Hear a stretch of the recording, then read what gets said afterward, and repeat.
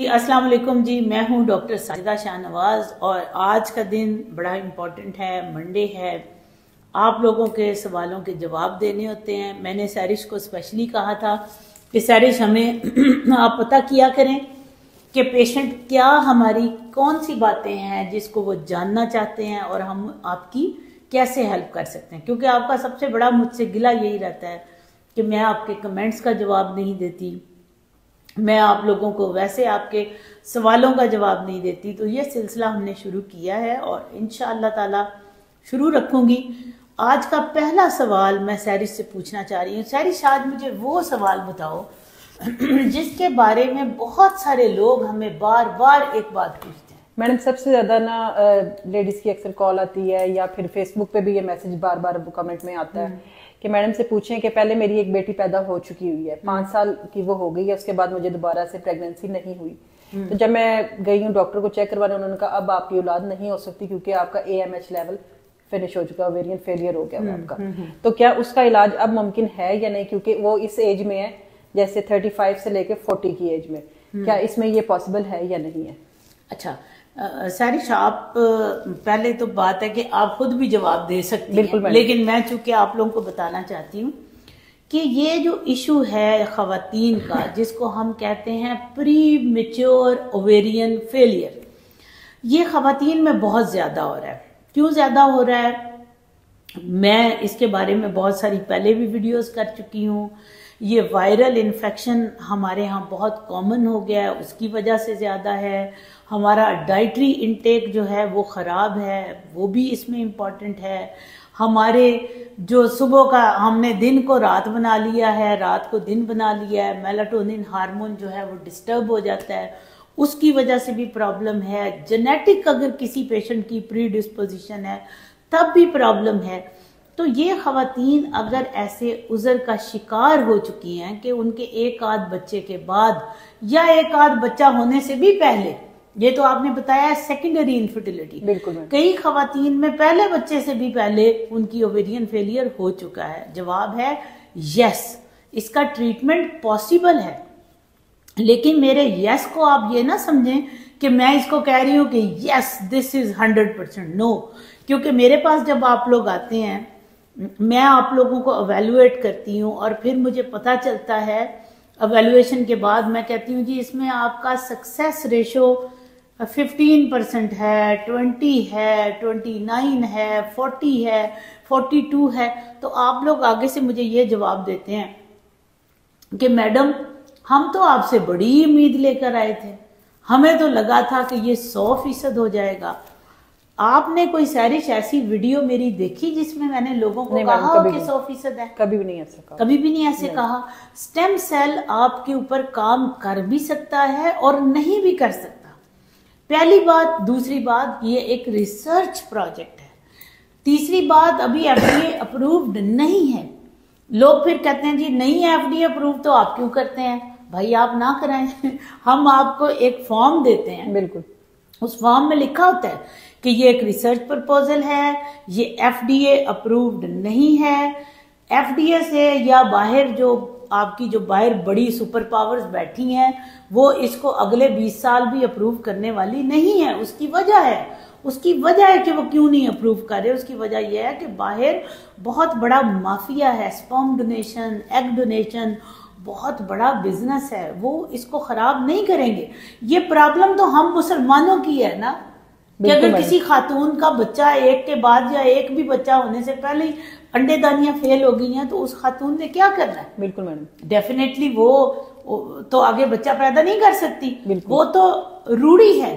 उसको ना माँ बाप एक्सेप्ट करते हैं प्रॉपर तरीके से, ना उसका हस्बैंड उसको एक्सेप्ट करता है, ना ससुराल। वो तो ससुराल, वो तो एक बेचारी कचरा हो गई ना हस्बैंड के लिए। तो कचरे की बाल्टी बदलना जो है वो मुश्किल होगी जितनी जल्दी वो बीवी बदलते हैं। बिल्कुल। तो ये स्टेम सेल आपके लिए किस हद तक है, इसके लिए आप जरूर मेरे बाकी प्रोग्राम्स भी देखें। आप पे कितनी हेल्प कर सकता है, आप मेरे पास आएंगे, मैं आपकी टेलर मेड अप्रोच से आपको बता सकती हूँ। टेलर मेड अप्रोच क्या है? मतलब कि जैसे एक दर्जी नाप लेता है ना, इसी तरह मैं भी आपकी मेजरमेंट लूंगी। वो आपके AMH से होगी, आपके FSH से होगी, आपके ओवरी के ब्लड फ्लो से होगी, आपके ओवेरियन एंट्रल फॉलिकल काउंट से होगी, आपकी एज और बाकी रिस्क फैक्टर को एक्सक्लूड करके होगी। फिर मैं आपको बताऊंगी कि यस अब आप में इतना सक्सेस का चांस है। You got it? बिल्कुल। ये इंपॉर्टेंट चीज है, ये पेशेंट को बताया करें कि आप आएंगे तो तभी हम आपको बता सकते हैं। अगर आप ये कहें कि मैं आपको घर बैठे बता दूं तो दिस इज नॉट पॉसिबल। बिल्कुल। मैडम एक पेशेंट ने इंडिया से मैसेज किया हुआ था, कमेंट किया हुआ था फेसबुक पे आपकी वीडियो पे। उन्होंने ये कहा था कि इंडिया में एग रिट्राइव करते हैं 1 मंथ पहले और एम्ब्रियो शिफ्ट करते हैं आफ्टर 1 मंथ। आप क्यों 1-2 हफ्ते बाद ऐसे कर लेते हैं? वो इसके बारे में जानना चाहते हैं। उन्हें कहें जी बात सुने, इंडिया कोई दुनिया की सुपरस्टिशियस चीज नहीं है और ना ही हम कोई सुपरस्टिशियस हैं। हम भी अकॉर्डिंग टू मेडिकल एथिक्स काम करते हैं, वो भी अकॉर्डिंग टू मेडिकल एथिक्स काम करते हैं। फ्रेश एम्ब्रियो ट्रांसफर वो लोग भी करते हैं, हम भी करते हैं। बिल्कुल। फ्रोजन एम्ब्रियो ट्रांसफर वो भी करते हैं, हम भी करते हैं। फ्रेश एम्ब्रियो में उसी माह इंडक्शन दी जाती है और उसी माह एम्ब्रियो ट्रांसफर कर दिया जाता है, और फ्रोजन में उस महीने हम ओवम पिकअप करते हैं, उससे अगले महीने हम ट्रांसफर करते हैं। ये उनको बता दें कि ये डिफरेंट होता है और इसकी अप्रोच मुख्तलिफ फैक्टर्स की वजह से दी जाती है। मसलन पेशेंट ने बाहर जाना है, आइडियली फ्रोजन एम्ब्रियो ट्रांसफर करना हमारी प्रायोरिटी है। ओके, आपको भी ये जवाब देना चाहिए। लेकिन बाज दफा हम फ्रेश एम्ब्रियो भी ट्रांसफर कर देते हैं। उसकी वजह क्या होती है कि बाज दफा पेशेंट ने बाहर जाना है, बिल्कुल ठीक है, उनके पास टाइम ही नहीं है, और प्लस ये है कि पेशेंट के पैरामीटर ठीक है, उसका हमने कोई बहुत हाइपर स्टिमुलेशन नहीं हुआ, उसको हमने मिनिमल स्टिमुलेशन किया था, और उसके सारे कोई रिस्क फैक्टर ऐसा नहीं है कि उसको वेट कराया जा सके, तो उनमें हम फ्रेश एम्ब्रियो भी रखते हैं। बिल्कुल। मैडम फॉरेन पेशेंट अक्सर कहते हैं कि हम स्टेम सेल करवाने अगर पाकिस्तान आते हैं तो हमारी छुट्टी 1 महीने की होती है, उसके बाद 1 साल बाद हमें छुट्टी मिलती है, तो हम पिज्जा बायोप्सी के लिए क्या 1 माह बाद आ सकते हैं या फिर 1 साल बाद आया जाए? नहीं, उन्हें कहें कि आइडियली सबसे पहले जब आपके स्टेम सेल आपके टेस्टिस में अगर हमने टेस्टिकुलर टिश्यू से कल्चर करके वो दिए हैं तो उसको 3 माह एट लीस्ट, कम से कम 3 माह हमने देने हैं। बाज लोगों में रिपोर्ट हुआ है कि 1 माह के बाद भी स्पर्म आए हैं, लेकिन it is very minimal chance. तो 3 माह उन्होंने वेट करना है स्टेम सेल के बाद। अगर वो 3 माह के बाद नहीं आ सकते तो इट्स ओके, वो 6 माह के बाद आ जाए, ठीक है। लेकिन बेहतर यही है कि वो वेट करके आए, ये नहीं कि आए हैं एक दफा वो स्टेम सेल कराएं, करा के चले जाएं, कोई बात नहीं, साल बाद भी आना है तो इट्स ओके। लेकिन बेहतर यही होता है, क्योंकि ये डॉक्यूमेंट हुआ है हमारे कुछ पेशेंट्स में कि जो हम स्टेम सेल उनके अंदर इंजेक्ट करते हैं वो डिफरेंशिएट होते हैं, होने के बाद वो कुछ अरसे बाद फिर गायब हो जाते हैं। बिल्कुल, यानी जो हमें मिलने होते हैं वो फिर दोबारा, हमने ही दूसरी दफा बायोप्सी की तो नहीं मिले स्पर्म। बिल्कुल मैडम, क्योंकि वो स्पर्म की आपकी पहली बायोप्सी बड़ी इंपॉर्टेंट है, ये लोगों को बताया करें। जी ठीक है मैडम। और मैडम एक पेशेंट का काफी लॉन्ग कमेंट था, उसमें उसने लिखा हुआ था कि मैडम मैं आपसे ये पूछना चाहती हूँ, इनके नाम भी बोला कर। जी ठीक है मैडम। उनका कहना था कि आप कभी बता सकती हैं कि जेंडर सिलेक्शन में यानी अगर एक औरत की सिर्फ बेटियां हो रही हैं, और क्या औरत का कसूर है या मर्द का कसूर है?